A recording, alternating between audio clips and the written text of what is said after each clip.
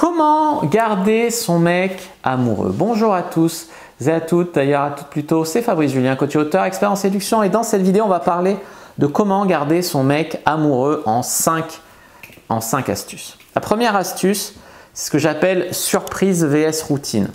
C'est-à-dire qu'après la phase qu'on appelle un peu la phase de lune de miel, c'est-à-dire la phase des premiers mois, 3 à 6 mois, où c'est l'amour, la folie, un peu la fusion sexuelle un peu.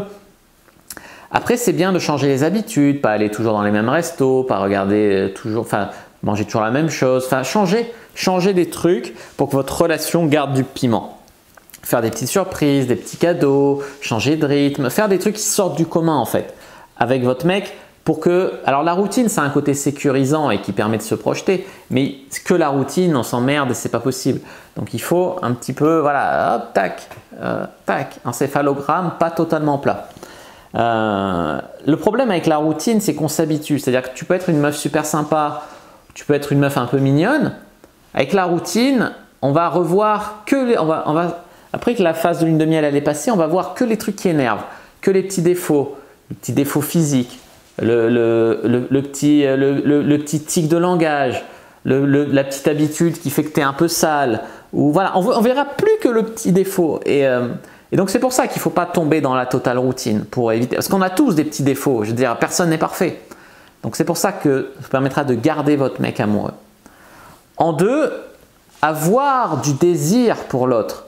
Avoir du désir pour l'autre, ça permettra, parce qu'il y a beaucoup de couples qui, tu vois, au début, ils cherchent l'amour et puis après, ils font plus l'amour. Donc, se réinventer au lit, varier les lieux, varier les positions, vous former, pourquoi pas lire le guide de la bonne amante, vous former au lit, progresser au lit, garder une flamme sexuelle. Il y a beaucoup de couples qui se perdent là-dedans, ils deviennent presque colocataires, tu vois.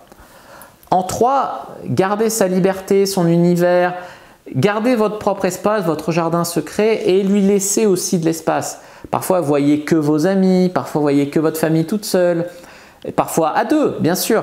Mais il y a beaucoup de femmes qui croient que pour garder leur mec, il faut qu'elles le castrent, il faut qu'elles fliquent ses textos, il faut qu'elles l'empêchent de voir ses potes, qu'elles l'empêchent de… Voilà, non, c'est pas comme ça que ça va marcher. Il va être étouffé, il va se barrer aussi. Ou alors, il sera très malheureux, en dépression et c'est vous qui allez le quitter.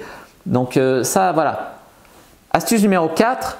Il faut communiquer, poser des questions. Ce n'est pas parce que vous êtes en couple avec quelqu'un que vous connaissez tout, que vous êtes d'accord sur tout. Des fois, voilà, il y a un truc qui ne va pas, vous ne le dites pas. Des fois, il y a un truc qui va, vous ne le dites pas non plus. Il faut communiquer sur ce qui va très bien, ce qui vous plaît, sur ce qui ne va pas, ce qui est améliorable, toujours d'une manière CNV, d'accord? C'est quand tu fais ça, je me sens comme ça, j'aimerais bien que tu fasses plutôt ça, ça me ferait sentir comme ça. Est-ce que c'est possible pour toi?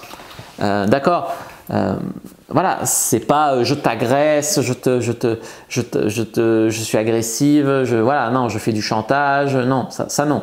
De manière bienveillante, bien sûr, communiquer, poser des questions, s'intéresser à l'autre, poser des questions sur sa journée, voilà, s'intéresser un peu à sa vie aussi, encore, quoi.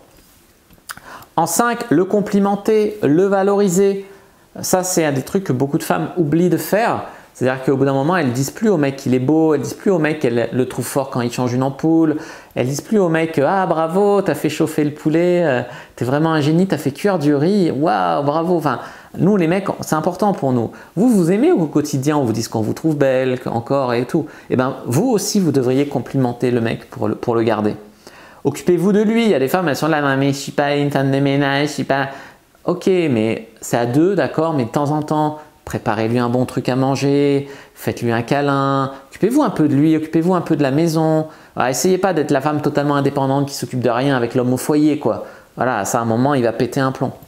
Enfin bref, moi je vous ai fait un guide, le guide du couple heureux qui vous permettra de trouver le bon et d'avoir une relation de couple heureuse. Comment se comporter en couple, qu'est-ce qui fait foirer les couples, qu'est-ce qui fait marcher les couples.